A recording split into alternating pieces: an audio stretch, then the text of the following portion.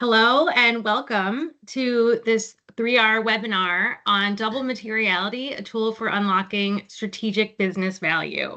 Thank you so much for joining us today. We are very excited to take you through this complicated topic and demystify it a bit, and also joined by some friends at Barton Malow who have been through this process to share a bit more about it. So as we kick off, my name is Nina Panda. I am the Associate Director of Sustainability Strategy at 3R, and I'll be helping to moderate this session today. So before we get started, who we are. 3R is a full-service sustainability solutions consulting firm with a focus on creating business value. The service that we offer are across sustainability management systems, climate, GHG, reporting and decarbonization, the built environment, and a sister company related to assurance. And so we have experts across all of these areas of sustainability where we can help companies anywhere in their sustainability roadmap. Our mission is to create a direct and measurable impact on the companies, the environment, and the communities that we serve. We're a certified B Corp, a strategic EcoVadis training partner, certified women-owned business, and an IFRS Sustainability Alliance partner. So this is part of a number of webinars that we've been hosting across this year. This is one of many. So the next one after today, double materiality, next week is on extended producer responsibility, quite a complicated topic around the world. So there'll be some essentials on navigating those regulations in the US. And then around in August on building meaningful supplier engagement. But on our website, you can go back and check out the previous webcasts, which we've covered on that whole breadth of topics, assurance, CDP, built environment, many other topics. And encourage you here with this QR code to join our mailing list if you're not already a part of it, and you can learn more on our website as well. Okay, so we're ready to get started. It's my pleasure to introduce these panelists. We'll have some topics on double materiality, and then please feel free to add your questions and comments in the chat. And at the end of the session, we'll be able to address those questions. So let me hand it over to Matt to introduce himself. Thanks, Nina, and good morning or good afternoon, everyone. Glad to have you all with us today. My name is Matt Mooney. I'm a senior strategy advisor for 3R. I've been working in the B2B professional services space for about 20 years, most of that doing sustainability work. I specialize in double materiality and helping companies integrate sustainability with their businesses. I'll hand over to Callie. Hey everyone, thanks so much for joining us. My name is Callie and I am a sustainability consultant at 3R Sustainability, and I specialize in strategy and double materiality. So excited for this conversation with all of you and with Barton Malow. So I'll hand it over to you to introduce yourselves. Looks like my picture's next, so I'll go first. Good afternoon, everyone. I'm Dawn Lyman, and I'm a Senior Sustainability Manager for Barton Malow. I've been with the organization for about 12 and a half years total, and am the newest member of our brand new sustainability team, starting just in April 1st. Awesome. And I am Kendra Fago. I am an Environmental Sustainability Manager with Barton Malow. I came into this job role just 1 year ago in April of 2024. So I have spent my 19 years with Barton Malow on the project management side of our business. And for those of you that don't know, Barton Malow is a construction management firm. So just if we have any peers or anything in the audience, happy to chat directly with you guys about this process and everything. So awesome. Well, thank you so much for joining us today. And so just to give a quick look at what we'll be covering today, we'll start with an overview of what a double materiality assessment or DMA is and why it matters. We'll walk through the key steps in the DMA process and how it really connects to strategy and decision making. And then after that, we're super excited to have Kendra and Dawn from Barton Malow share their firsthand experience going through a DMA. And then we will open it up for audience Q&A. So please feel free to drop questions in that Q&A function as we go along. So a double materiality assessment, or DMA, is a structured process that is used to identify and prioritize sustainability topics that matter most to a company. And what makes it double is that it looks at two connected but distinct perspectives, and that's impact materiality and financial materiality. So impact materiality is that inside out perspective, and that's how the company's activities throughout its whole value chain affect stakeholders, including people and the environment. So that includes both positive and negative impacts and is really looked at through the lens of those stakeholders. So for example, air pollution from operations may harm local communities. And then financial materiality is that outside in perspective, and that's how sustainability issues could affect the company's bottom line either now or in the future. And that includes both risks and opportunities viewed through the lens of the business. So for example, hurricane damage to a facility could increase costs. And it's important to note that a topic can be material based on either perspective. So it doesn't have to be both financial and impact material to be considered material. It can be either or. So why is there so much hype around DMAs? For many companies, the initial driver is reporting and compliance. So a DMA is required under the EU's Corporate Sustainability Reporting Directive, or CSRD, which uses the European Sustainability Reporting Standards, or ESRS. There's a lot of acronyms in here. It's also embedded in GRI's widely used voluntary reporting framework. So it is really foundational for both compliance as well as high quality reporting. But it's so much more than just a box checking exercise, and its real value really lies in enabling smarter business decisions. So DMAs help to eliminate blind spots by really painting a holistic picture of the company's impacts, risks, and opportunities across the value chain, which enables businesses to mitigate threats, to seize opportunities, and to build more resilient systems. And they also bring clarity to your sustainability priorities. So instead of trying to address every issue, a DMA brings an evidence-backed focus on what really matters to your business. And that clarity helps to align internal teams, it helps to shape messaging, and it really is key for guiding strategy and investment. So in short, while DMAs do support compliance, their real power lies in helping organizations to prioritize, strategize, and act with confidence. So here's a high-level look at how the DMA process unfolds. And the key point to keep in mind is that impacts, risks, and opportunities, or what we call IROs, to throw another acronym in there for you, are at the heart of this process. So we begin with a broad list of potential sustainability topics that are often pulled from frameworks like GRI or ESRS. And then from there, we gather data through interviews, surveys, internal documents, and desktop research to help narrow that list down to the topics that are most likely to be relevant for the company. And then next, we draft and refine IROs that are linked to those topics. And then each IRO is evaluated to determine whether it meets the threshold for financial materiality or impact materiality. And if even one IRO crosses that threshold, then the topic that it's linked to is considered material.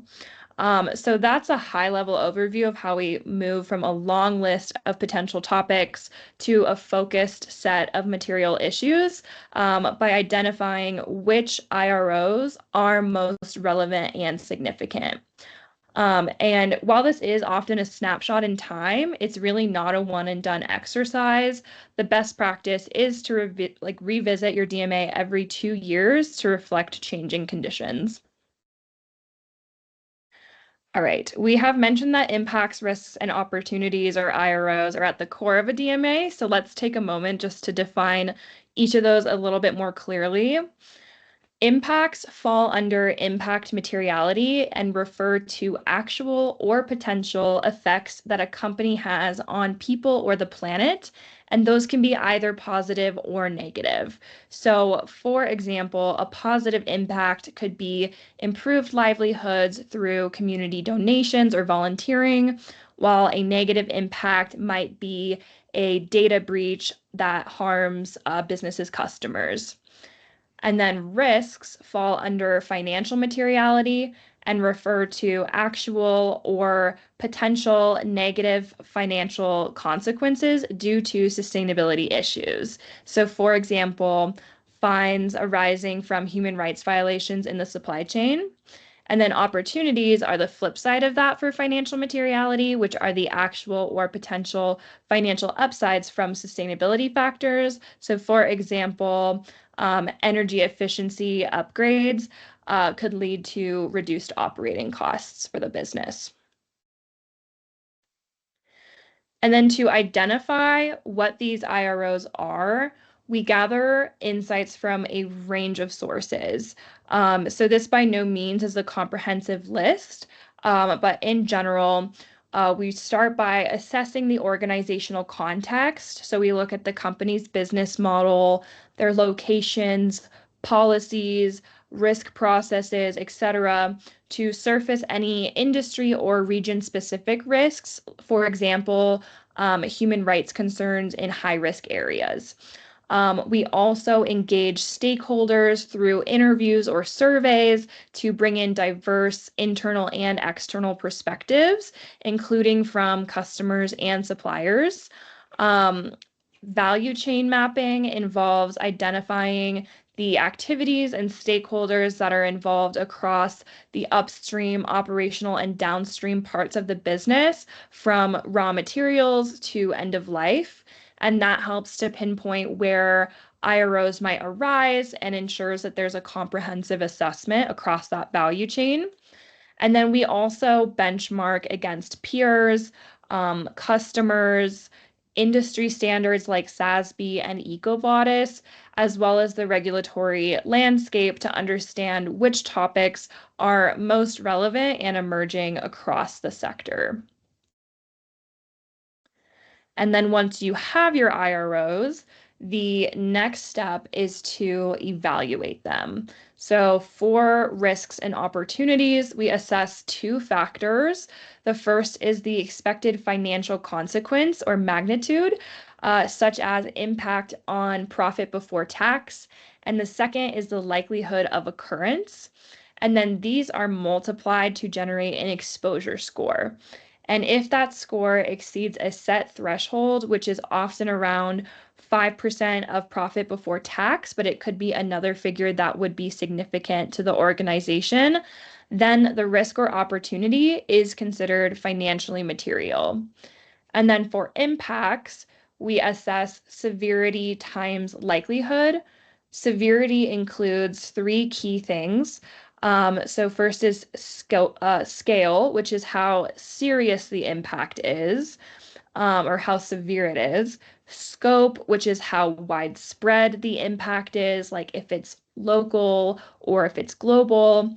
And then reversibility, which is how hard it is to reverse the impact. And reversibility only applies to negative impacts.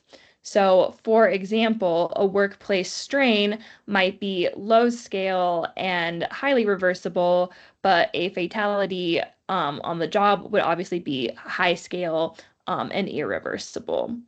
So if the impact score exceeds a set threshold, commonly something like 2 out of 3, then it is considered material. And this ensures that only IROs that have meaningful financial or stakeholder consequences make it onto that final list of material topics. And then once you've identified which IROs are material, the real value comes from turning those insights into action. Materiality really helps to define the focus. It shows those IROs that matter most. And then that insight is used to feed into strategy to help set direction and help align your priorities across the organization. And then after that, you really define success by setting those measurable time-bound goals to guide progress and accountability. And then it finally all comes to life through your management system, which is really where you mobilize people, processes, and tools that are needed to implement the strategy and embed sustainability into daily operations. So this full chain from materiality to management is really how you turn insight into impact and drive that business value by managing those risks and seizing those opportunities. So that wraps up our overview of the DMA process. And now we are super excited to turn it over to the team at Barton Malow and their discussion with Matt. So they recently went through this process with us and are here to share their experiences and insights firsthand. So with that, I'll hand it over to them. Excellent. Thanks, Callie. All right. So now we get to the fun part, right? So we're going to talk about the double materiality process that 3R went through with Barton Malow and help give all of you here a sense for what is it really like to do this. We've talked a lot about kind of the theory to it, but now let's get into the meat and potatoes of it. Kendra or Dawn, any other context you want to put behind this, about Barton Malow and what was kind of the lead up? What was the lead up to this project? Yeah, I think let's first talk about our partnership with 3R Sustainability. I, through a peer of mine, was able to connect with your CEO, Jana Lake, and through that partnership, we actually started out with 3R helping us with our EcoVadis gap assessment. So, in talking through the gap assessment, it was really recommended that a DMA would be a good first step in truly starting our roadmap and journey with sustainability. So yeah, that first partnership of working with you guys on that gap assessment was really helpful to further hear about the different other projects that you could help us out with. And where would you kind of describe yourself when you think of the company on Barton Malow on its sustainability journey? I mentioned kind of you were starting some things for the first time, but how would you describe it? So I would say that Barton Malow has been doing things in the sustainability space kind of organically. Both Dawn and I and our director and some other folks in our organization were part of the sustainability community, which was established about 6 years ago. And but as you heard from Dawn and I during our intros, I joined our sustainability team 1 year ago, and Dawn just joined 3 months ago. So it really wasn't until we established an actual team of full-time team members that were dedicated to sustainability that we really understood what we needed to do instead of doing things just organically, and people are doing part of that sustainability community as a side from their day-to-day job. And when you think about kind of, and maybe Dawn, we can put this question to you. When you think about the expectations you had coming into the project, how did that translate into the real experience of it? I think we'll probably mention a bunch of times we're a new team. So coming into this, we're a little bit overwhelmed, having not done anything like this learning through the EcoVadis gap assessment, and it's a big task, but we were really pleasantly surprised and pleased with, how 3R managed the process, and it gave us bite-sized pieces so that we could get through the process, relatively quickly and pretty smoothly. So that was really great. It was super interesting to, the ideas we had prior to starting the process of what would be material, mostly based on our culture. Barton Malow has a super strong culture, and we talk about the things that are important to us all the time. So we guessed that those things would bubble up, and they did. A couple other things too, but that was interesting to see. And obviously our executive leadership is committed to environmental sustainability, bringing this team together. But the larger leadership team, we hadn't had a ton of interaction around this, and we were a little bit skeptical about how much they would want to engage and how much they would get behind it. And we're very pleased. I think they all enjoyed the interviews and learned from them, and really it almost gave that process almost gave our team a little more credibility. Oh, good. Well, and let's unpack a little bit. You mentioned that, there were some things that you were thinking would show up that did, but what about those surprises? What can you think of a few surprises or maybe aha Sure. moments that you can share? Yeah, two things that we didn't really expect were biodiversity, and another was cybersecurity, which is interesting. Obviously, we're all worried about cybersecurity right now. But I think we just thought we have a team that handles it. We don't hold a ton of customer data as a construction company, so that didn't feel like it was a big risk. But in looking at the threats that we have from cybersecurity and what our team is doing to prevent it, one leak could basically shut down our operations, and that will impact not just us, but all of our customers. I want to just expand yeah. a little bit about biodiversity, and that being one of our material topics. So with us being a construction management firm, like we're on job sites and kicking up dust and like impacting our environment that we're working in. And although we do have like governing bodies, like whether it's cities or counties, that tell us like, hey, you've got to put in soil erosion controls and measurements and everything, I don't think we always knew that, like, hey, even though this is required on our jobs, like for this to become a material topic out of this process really makes us step back and think like, okay, well, we're doing the bare minimum sometimes on projects just because it's required by the entity that we're working for, but it doesn't mean that it didn't make it now makes us think like, hey, we've got to do a better job of going above and beyond just like that bare minimum requirement.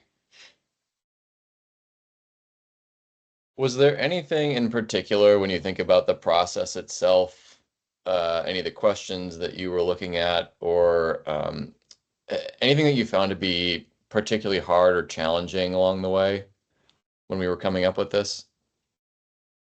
Yeah, I would say, Dawn had mentioned just like when we were first approached with doing this, project, it seems like a pretty daunting task and big project to take on. And although like we had our team that was, full time dedicated to sustainability, we're not the experts in all of the questions and interviews that need to take place. So we knew that it would require, engagement from leaders from across our, like entire company, and just kind of managing that process of getting interviews and getting the questions answered and getting data from them was going to be a pretty big task. But I think that like the dates and timelines outlined by 3R were really helpful for us because it pushed us to push them. And I would also say like just, hey, the flexibility and availability of the team from 3R really made it helpful for us to do like the data intake and the interviews because, like our team being available is easy enough because we're full time, but we were taking the time out of, some of our executive leadership level to be a part of this project. You guys are going to make us blush with the compliments here. I promise this is not a paid engagement for We from are Barton not, Malow, I don't even think I have any 3R swag yet. So Right. We'll have to fix that.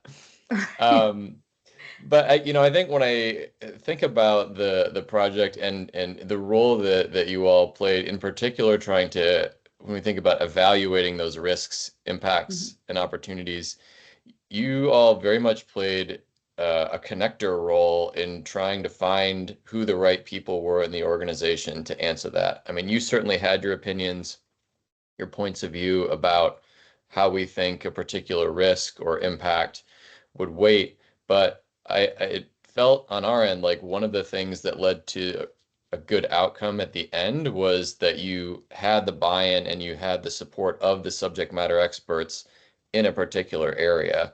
Could you just say a little bit about that and kind of how that worked from your end in trying to pull and connect to all those different teams? Maybe I Dawn, I can don't know, put start that with one to that. you. Sure. And I hate to be too repetitive of Kendra, but having the timeline and knowing step by step ahead of time what's going to happen really helped us help our experts. So we were able to prep them, let them know when the meetings would happen, and work with a team of people to get them there. So communication was huge, and on our end, to take the information we had and share it with our experts and get them engaged. Also, I think we're both Kendra and I have been with the company for a long time, and we have relationships with a lot of people, which makes it a lot easier. And having true executive leadership support, that comes down in that greater group of leaders that were interviewed. They were definitely more open, knowing how important it is to our organization. I want to Good. expand just a little bit too about like the process that we went through internally.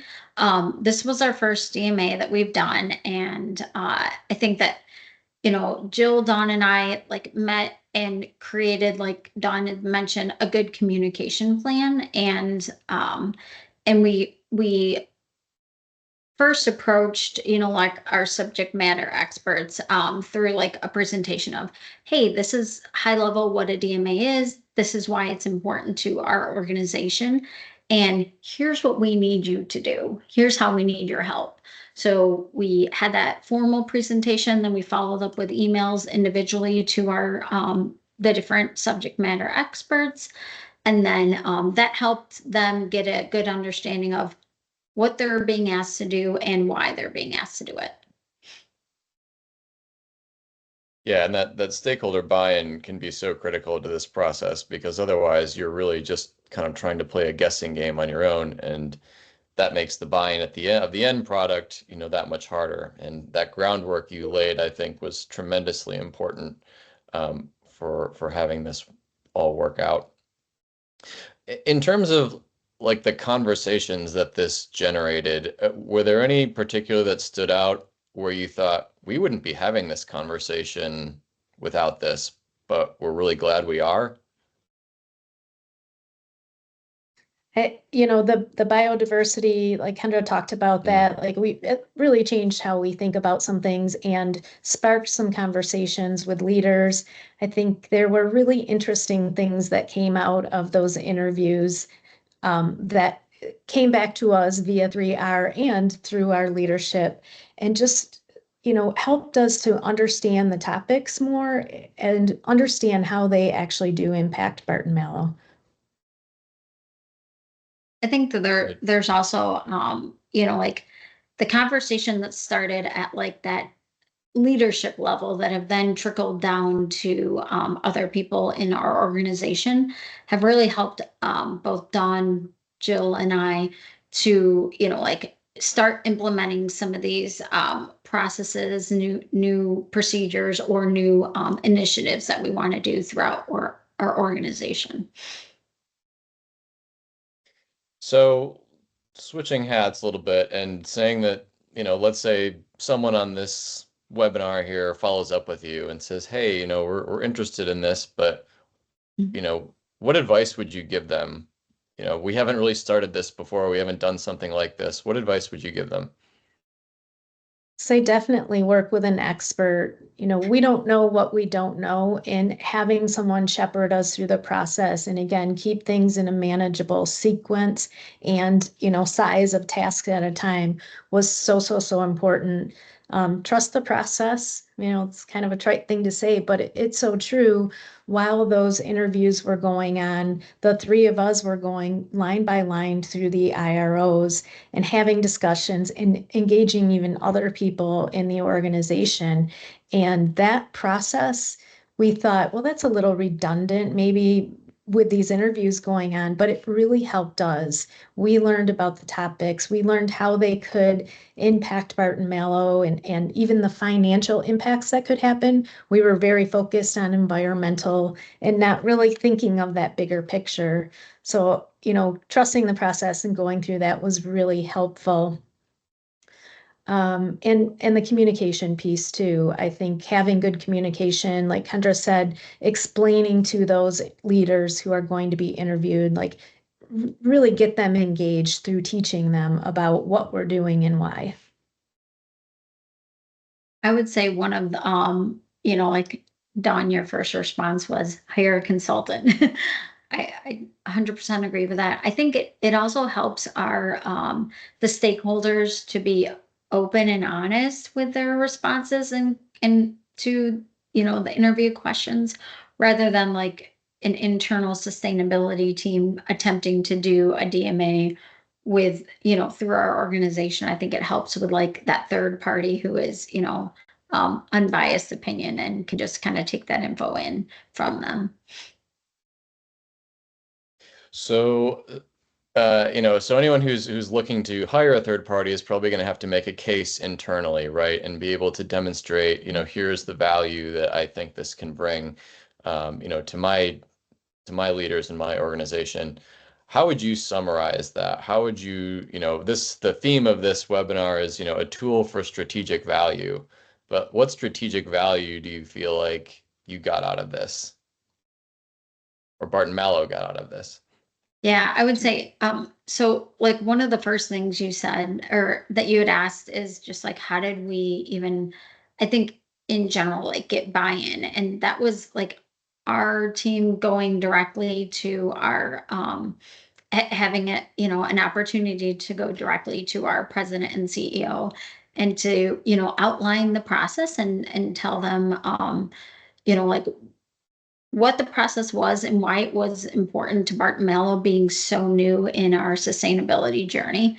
And we just mentioned like, hey, we've heard from a lot of our peers that like doing a DMA is like probably the first step, first big project that you should accomplish as you're going through your, the beginning parts of your sustainability journey.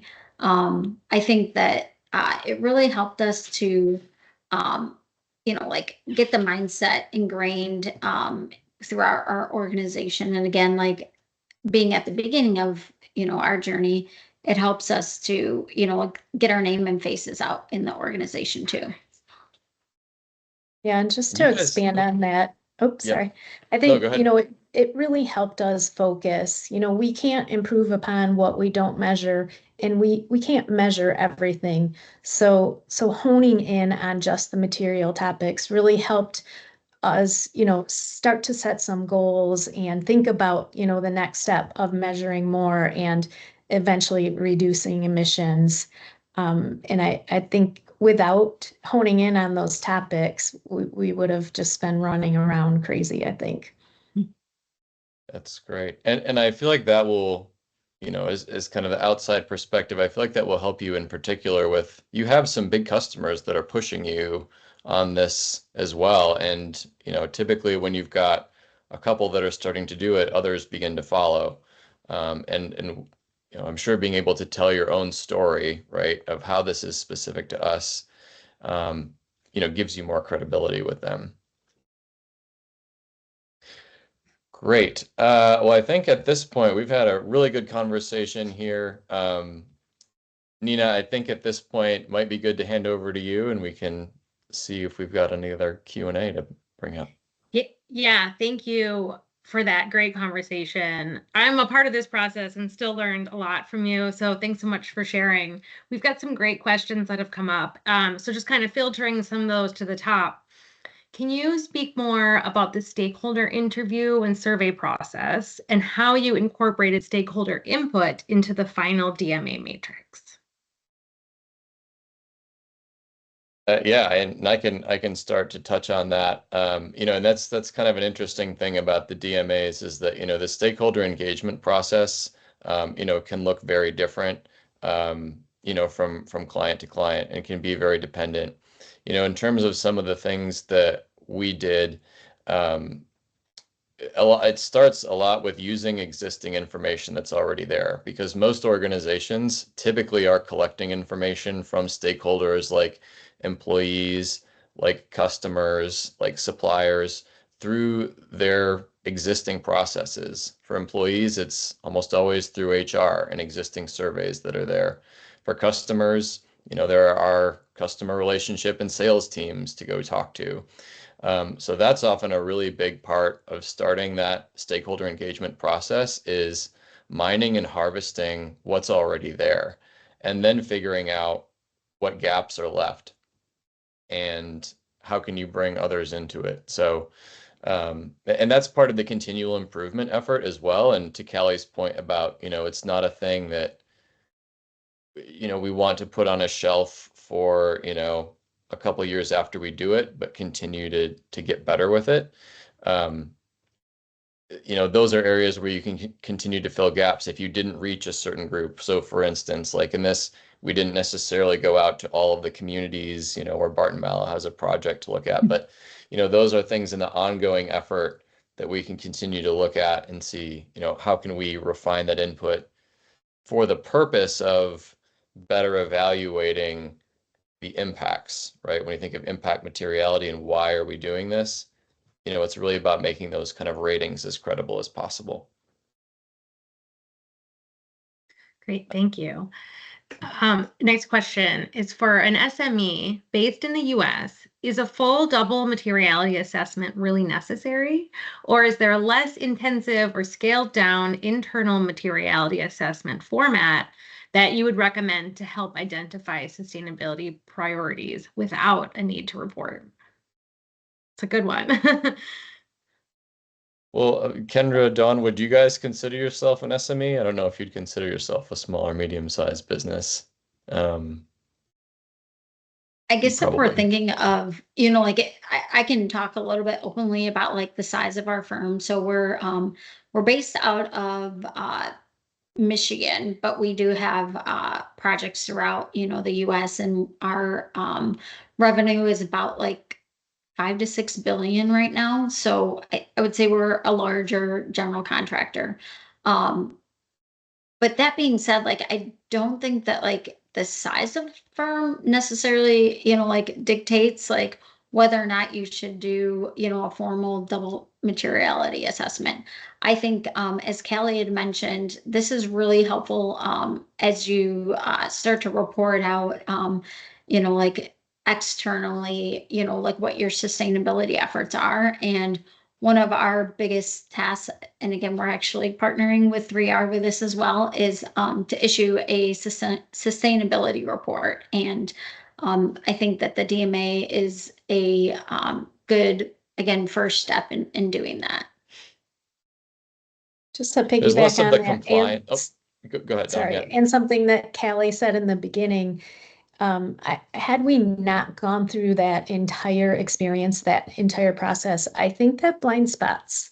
Callie mentioned that right in the beginning, that we think we know everything about our business and our company and our culture, and had we not gone through that entire process, I think we definitely would have had some blind spots and missed some things.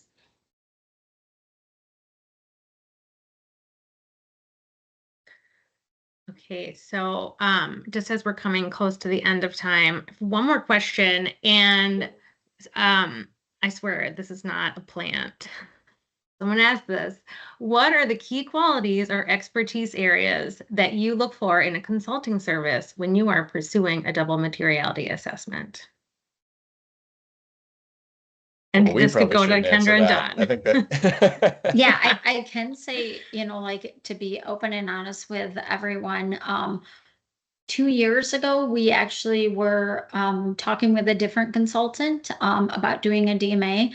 And, at the time, like, one of our biggest factors of not doing it at that time was that we didn't have that buy-in from our CEO at that time. But, trickling now 2 years later, we did take it some time to meet with both 3R and that former consultant to revisit, like, first strategy, to get an outline of like what they thought the project looked like and timeline. And also, I mean, cost was another, thing that we had to evaluate that on. I think that it did help, again, like, for us to do a project, that gap assessment project with 3R, prior to doing this, because we did have that knowledge that they were, a good consultant that is, like, it is open and honest, has a lot of good in-house experts, and they stick to project timelines and everything, and really help us push ourselves to be able to meet the milestones of the project. The only thing I would add onto that is the experts, which, we were very impressed with, is the accessibility to them. We are meeting quite frequently, and, the team is there for us, and we definitely feel that. And we've had even a couple in-person meetings, and Jana came, and that kind of interaction and engagement and accessibility is definitely helpful.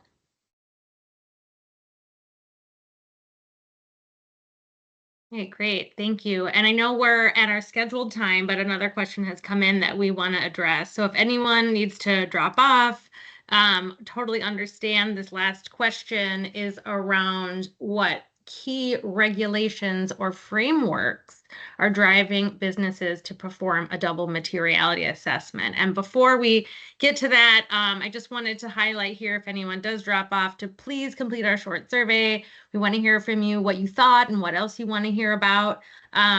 So we'll kind of wrap up in a minute, but just wanted to highlight that here on the screen. So Matt or Callie, can you talk about regulations or frameworks, please?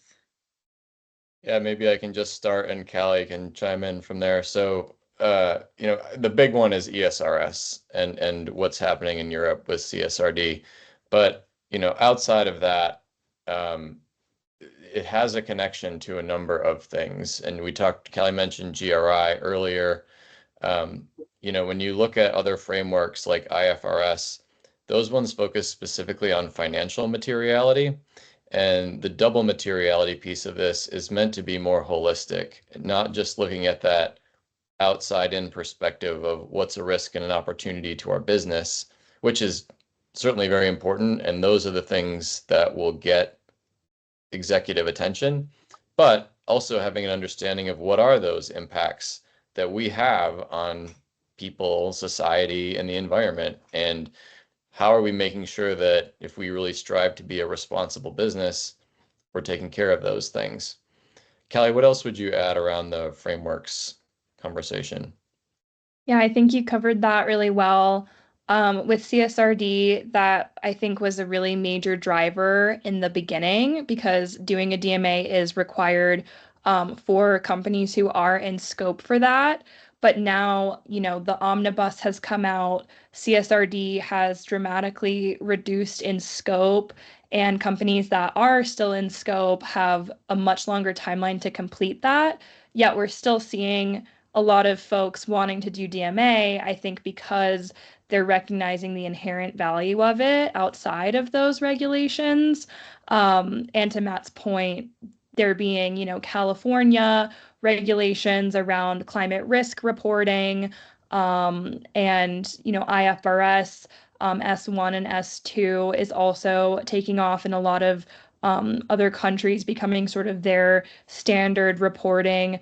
And that really involves this like risk management process that really feeds into strategy. So I think, yeah, I think CSRD was the main one, but I think we're seeing more and more people just doing it for that value add.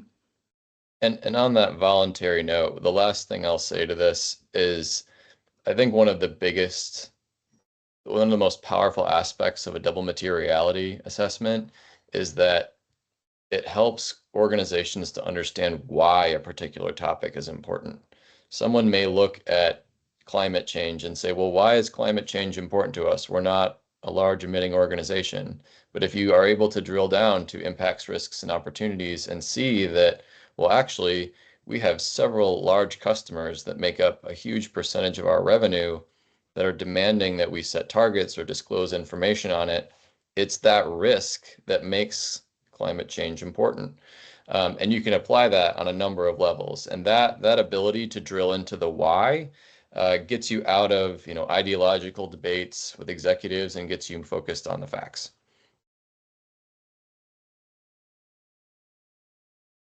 Great. Thank you so much. I think that's a great note to wrap up on.